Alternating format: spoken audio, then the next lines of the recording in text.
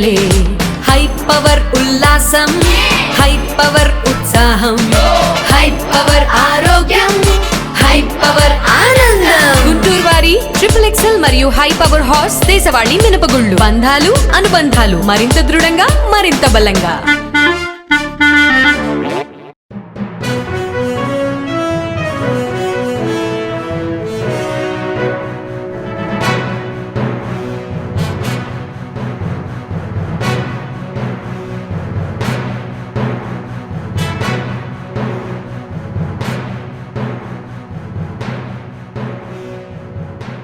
నమస్కారం, NXTG news కి స్వాగతం. ముందుగా హెడ్లైన్స్. పక్కాగా సమ్మర్ యాక్షన్ ప్లాన్, పాఠశాలల్లో అమలు కానున్న వాటర్ బిల్, అధికారులను ఆదేశించిన సీఎం చంద్రబాబు. రివెంజ్ పాలిటిక్స్ కు వ్యతిరేకం, రెడ్ బుక్ తో ఆక్రమార్కుల భరతం పడతాం. విడుదల రజనీపై ఎమ్మెల్యే గల్లా మాధవి ఫైర్.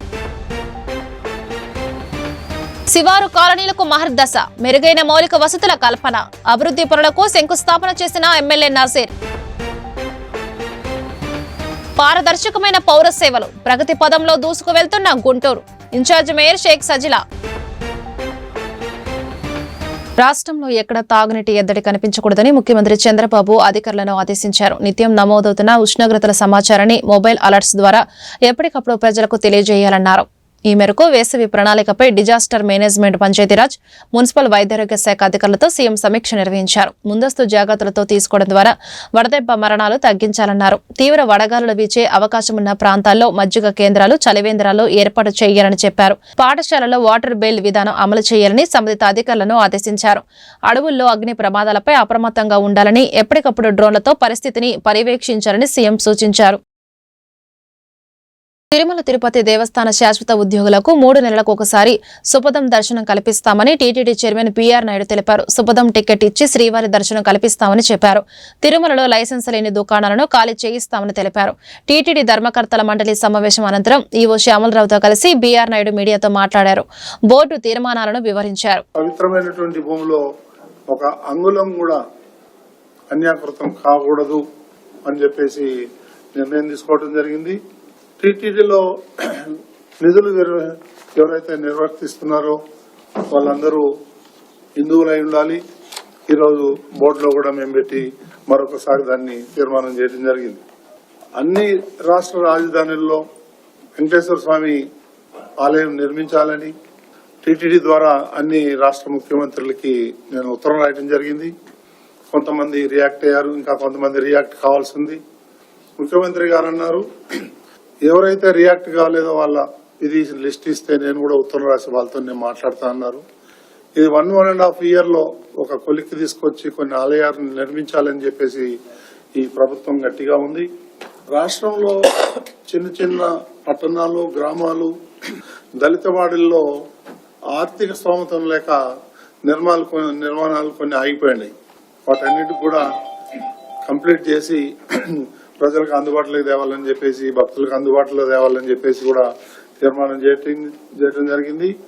కొన్ని శ్రీనివాస సేవా సమితి అనేది వాళ్ళు ఒక సప్లయర్ ఉన్నాడు. ఈ కొన్ని ప్రొవిజన్స్ ఆయన సప్లై చేస్తాడు. ఆర్గానిక్ అని చెప్పేసి సప్లై చేస్తామని చెప్పేసి నాసిరకం చేస్తా ఉంటే మన అధికారులు పట్టుకొని మన బ్లాక్ లిస్ట్ లో పెట్టడం జరిగింది. వారికి 25,500 సుమారు టికెట్ కూపన్స్ ఇచ్చారు ఈ దర్శనాలు. సో అవి కూడా మనం బోర్డులో నిర్ణయం తీసుకొని రద్దు చేయడం జరిగింది. అట్లాగే సైన్స్ సిటీకి 20 acres ల్యాండ్ టీటీడీ ఇవ్వడం జరిగింది. వాళ్ళు ఇంతవరకు ఎలాంటి నిర్మాణాలు కానీ ఏం కానీ యాక్టివిటీస్ లేవు. సో దానికి మళ్ళీ మనం టీటీడీ వెనక్కి తీసుకోవాలని చెప్పేసి బోర్డు నిర్ణయం తీసుకుంది.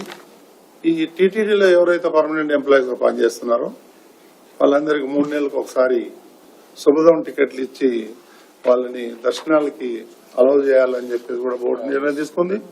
ఫ్యామిలీస్ తో రెవెన్యూ శాఖ మరియు విజిలెన్స్ టాస్క్ ఫోర్స్ ఏర్పాటు చేసి తిరుమలలో లైసెన్స్ లేని షాప్స్ మరి హాకర్స్ ఎవరైతే ఉన్నారో వాళ్ళందరినీ ఖాళీ చేయించాలి, ఐడెంటిఫై చేసి స్ట్రీమ్ లైన్ చేయాలని చెప్పేసి తీసుకున్నాం.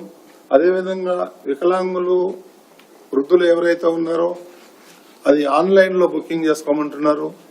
చాలా మంది వాళ్ళకి ఆన్లైన్ లో బుక్ చేసుకోవడం చేతగాక ప్రజా సమస్యను పరిష్కరించడమే తొలి ప్రాధాన్యతగా తీసుకోవాలని జిల్లా కలెక్టర్ నాగలక్ష్మి అధికారులను ఆదేశించారు.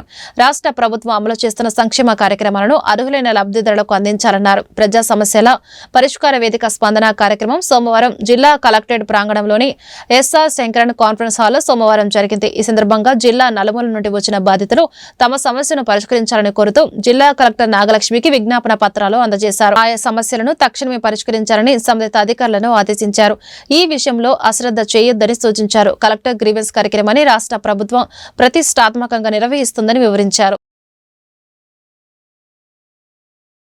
అభివృద్ధికి చిరునామాగా గుంటూరు తూర్పు నియోజకవర్గాన్ని నిలిపామని ఎమ్మెల్యే మహమ్మద్ నజీర్ తెలిపారు.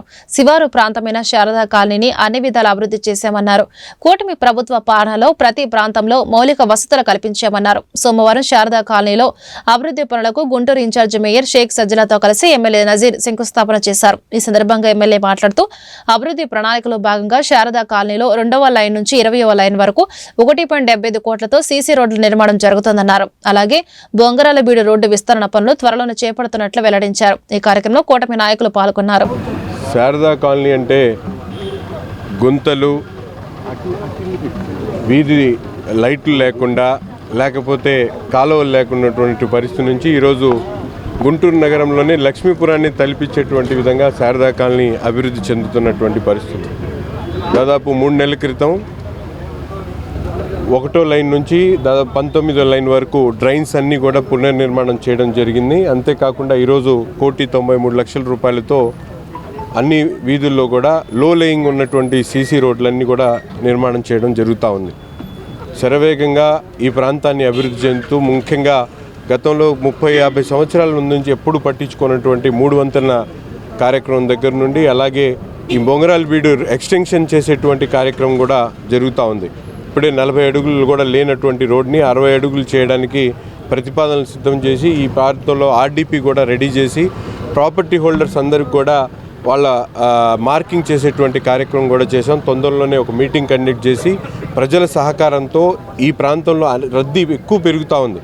ఎందుకంటే గుంటూరు నగరంలో ఈ మధ్యకాలంలో ట్రాఫిక్ పెరిగినటువంటి ప్రాంతాల్లో బొంగరాలబీడు రోడ్డు ఏదైతే శారదా కాలనీకి వచ్చేటువంటి రోడ్డు విపరీతంగా ట్రాఫిక్ పెరుగుతూ ఉంది. కాబట్టి దీన్ని పూర్తిగా ఎక్స్టెన్షన్ చేసి గుంటూరుని మరింత అభివృద్ధి చేసేటువంటి ప్రణాళికలో భాగంగా ఈ రోడ్డును కూడా ఈరోజు పునర్నిర్మాణం చేయడానికి దాదాపు బొంగరాలబీడు మెయిన్ ఎంట్రన్స్ దగ్గర నుండి లాస్ట్లో శారదా కాలనీ ఎండింగ్ రోడ్ వరకు కూడా 60 అడుగుల రోడ్డు చేసే కార్యక్రమాన్ని కూడా తీసుకోవడం జరుగుతూ ఉంది. ఇప్పుడే అధికారులు మార్కింగ్ చేయడం, ఆర్డీపీ తయారు చేయడం, వాళ్ళకి ఎక్స్గ్రేషియా ఏదైతే నష్టపరిహారం చెల్లించేటువంటి కార్యక్రమాన్ని కూడా అతి త్వరలోనే ప్రారంభిస్తాం.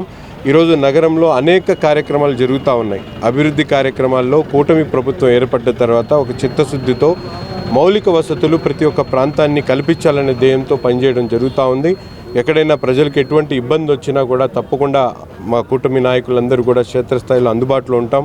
ప్రతి ఒక్కరి సమస్యలు వింటాం. వారికి కావాల్సినటువంటి కార్యక్రమాలన్నీ కూడా త్వరతగిన చేసేటువంటి ప్రణాళికతో ముందుకు సాగుతాం. కూటమి ప్రభుత్వ పాలనలో గుంటూరు ప్రగతి పరుగులు తీస్తుందని ఇన్ఛార్జ్ మేయర్ షేక్ సజ్జలా తెలిపారు. గత వైసీపీ ప్రభుత్వం గుంటూరు నగరాభివృద్ధికి చేసింది ఏమీ లేదని ఆరోపించారు. చివరికి ధ్వంసమైన రోడ్లకు మరమ్మతులు కూడా చేయించలేదని ధ్వజమెత్తారు. రాష్ట్ర ముఖ్యమంత్రి చంద్రబాబు నాయుడు రాకతోనే రోడ్లకు మహర్దశ పట్టిందన్నారు. గుంటూరులో ఆమె మీడియాతో మాట్లాడుతూ ప్రజలకు మెరుగైన మౌలిక వసతులు కల్పిస్తున్నామని వివరించారు. ఈ ప్రభుత్వం వచ్చిన తర్వాత ఇటు డెవలప్మెంట్ కానివ్వండి, సంక్షేమం కానివ్వండి ఒకే దశగా జరుగుతున్నాయి. ఎందుకంటే గతంలో రోడ్లు గుంటలుగా ఉన్నాయి, డ్యామేజ్ అయ్యి ఆ రోడ్స్ అన్నీ కూడా మన చంద్రబాబు నాయుడు గారు మరమ్మతులు చేయాలని ఒక సంకల్పంతో రాష్ట్ర వ్యాప్తంగా ఉన్న గుంటలని మన అందరు బాగా చక్క చేయాలి అని 861 కోట్ల కేటాయించారు. 20,000 కిలోమీటర్లు అనుమతి ఇచ్చారు పనుల కోసం.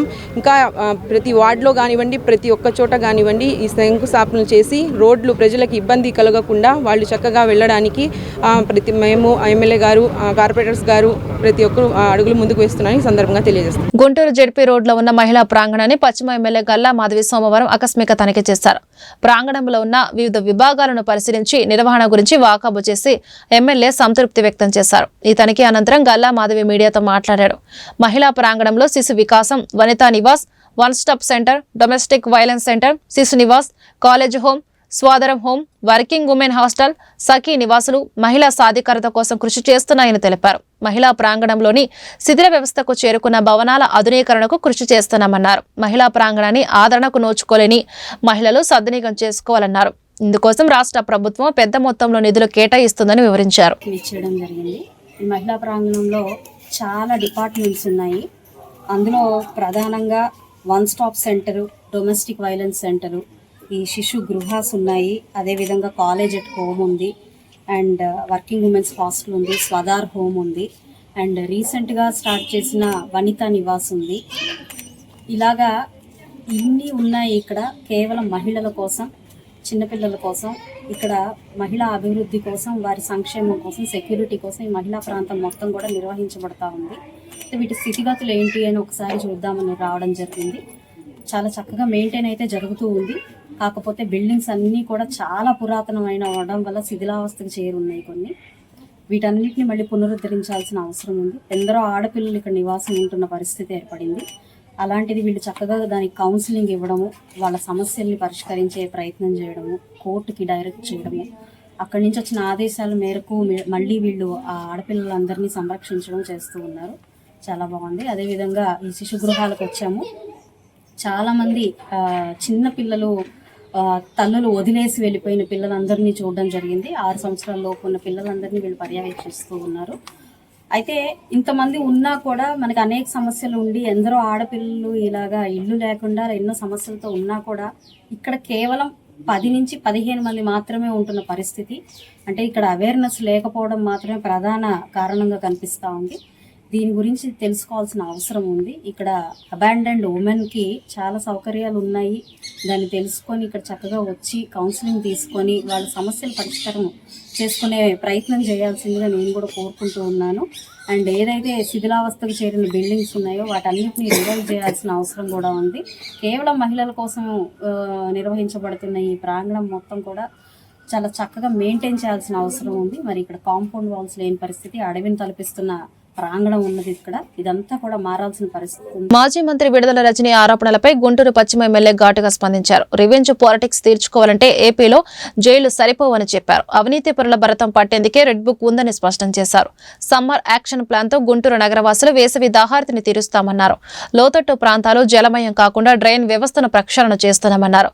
స్థానిక చుట్టుకుంట ప్రాంతంలో 1,26 లక్షలతో చేపట్టిన నూతన డ్రైన్ నిర్మాణానికి ఎమ్మెల్యే సోమవారం శంకుస్థాపన చేశారు. ఈ మేరకు ఆమె మీడియాతో మాట్లాడుతూ గుంటూరు పశ్చిమ నియోజకవర్గం అన్ని విధాల అభివృద్ధి పదంలోకి దూసుకుపోతుందని చెప్పారు. ఈ కార్యక్రమంలో కార్పొరేటర్ అడకా పద్మావతి, నంది సరస్వతి, కటకం విజయలక్ష్మి, సంపత్, ప్రసాద్ తదితరులు పాల్గొన్నారు. నమస్కారం అండి. ఈరోజు చుట్టుగుంట దగ్గర ఉన్నాము.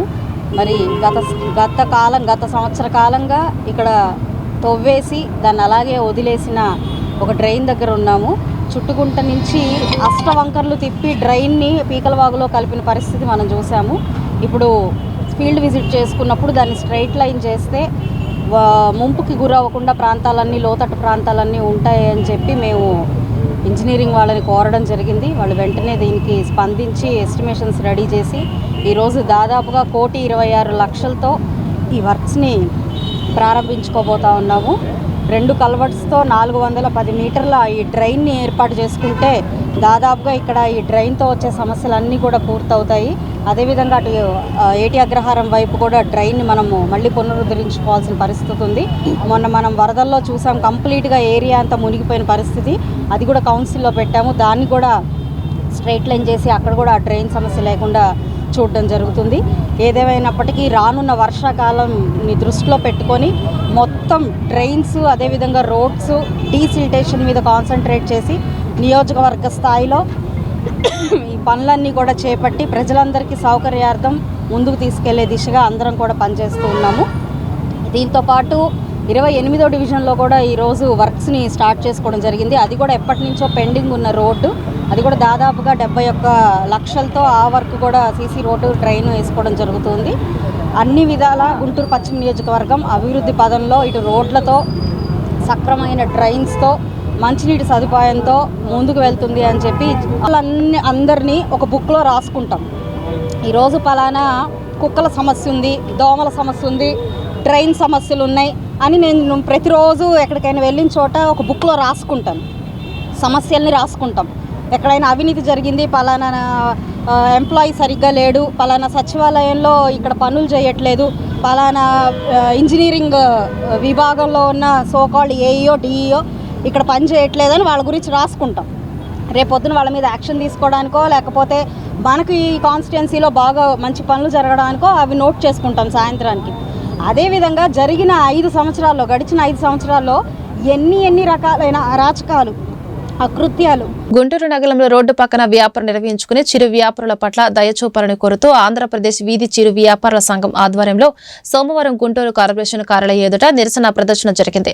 ఈ సందర్భంగా సిపిఐ నగర కార్యదర్శి కోట మాల్యాద్రి పలువురు చిరు వ్యాపారులు మీడియాతో మాట్లాడుతూ గుంటూరు నగరంలో డ్రైన్లపై తోపుడు బండ్లు పెట్టుకునే వ్యాపారం నిర్వహించుకునే చిరు వ్యాపారులపై కార్పొరేషన్ సిబ్బంది దురుసుగా ప్రవర్తిస్తున్నారని తెలిపారు. రోడ్డు ఆక్రమణల పేరుతో తమ వ్యాపారం బండను దౌర్జన్యంగా తొలగిస్తున్నారని వాపోయారు. గుంటూరు నగర కమిషనర్ తమ యందు దయ ఉంచి యథావిధిగా తమ వ్యాపార బండ్లను కొనసాగించాలని విజ్ఞప్తి చేశారు. గుంటూరు నగరపాలక సంస్థలో మరి అందరూ కూడా చిరు వ్యాపారులంతా కూడా రోడ్లు పాలయ్యారు.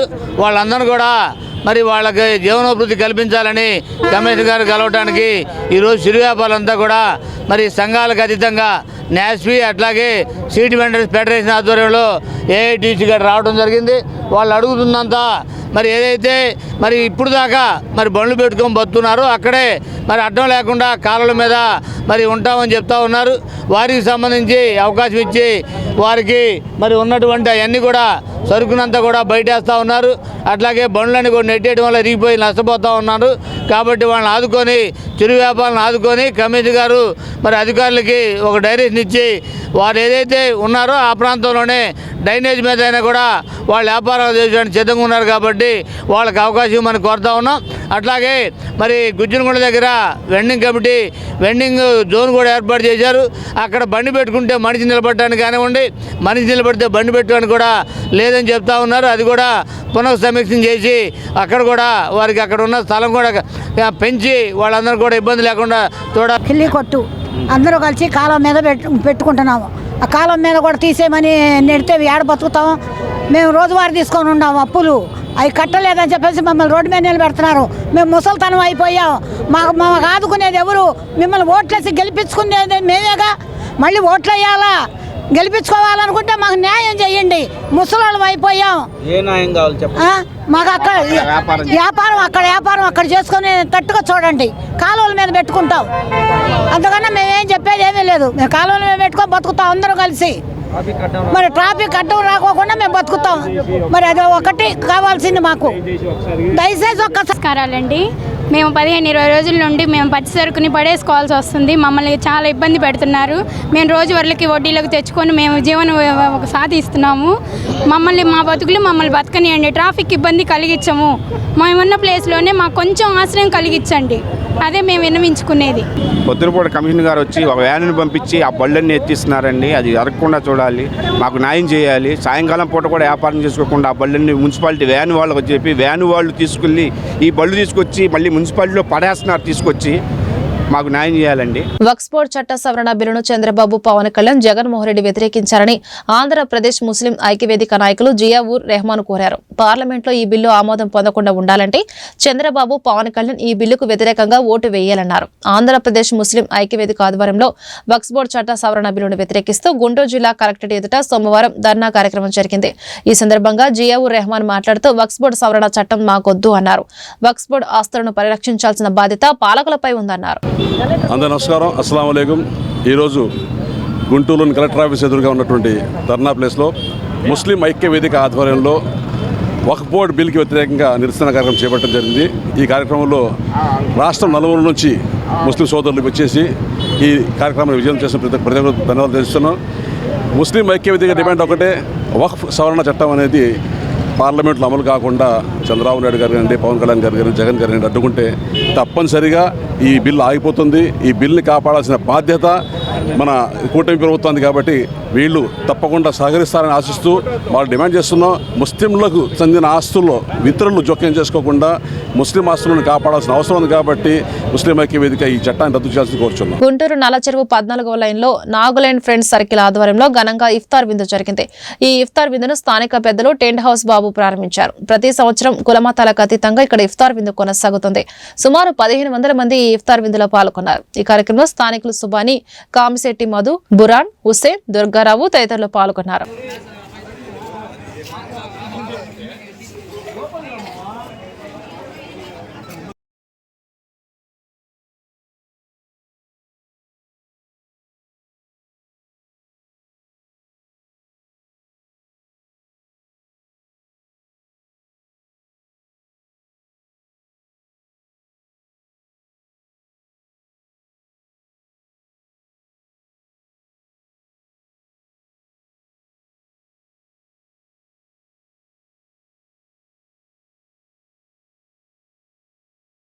ఈరోజు నల్లచెరువు 14 లేన్లో ఇఫ్తార్ విందు సందర్భంగా నాగుల ఫ్రెండ్స్ సర్కిల్ ఆధ్వర్యంలో గత 10 సంవత్సరాల నుంచి ఈ ఇఫ్తార్ విందు అనేది జరుపుకుంటున్నారు. దాంట్లో 1500 మందికి ఈరోజు ఇఫ్తార్ విందు భోజనాలు జరిగినాయి. నాకు చాలా సంతోషంగా ఉంది.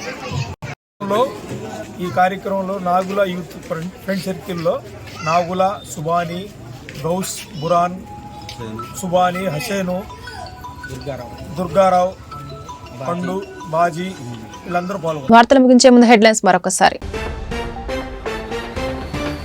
పక్కాగా సమ్మర్ యాక్షన్ ప్లాన్, పాఠశాలల్లో అమలు కానున్న వాటర్ బిల్, అధికారులను ఆదేశించిన సీఎం చంద్రబాబు.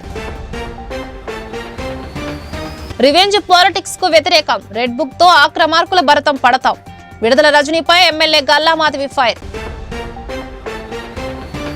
శివారు కాలనీలకు మహర్దశ, మెరుగైన మౌలిక వసతుల కల్పన, అభివృద్ధి పనులకు శంకుస్థాపన చేసిన ఎమ్మెల్యే నజీర్. పారదర్శకమైన పౌర సేవలు, ప్రగతి పదంలో దూసుకు వెళ్తున్న గుంటూరు, ఇన్ఛార్జ్ మేయర్ షేక్ సజిలా. ఈ వార్తలు ఇంతటితో సమాప్తం. నమస్కారం.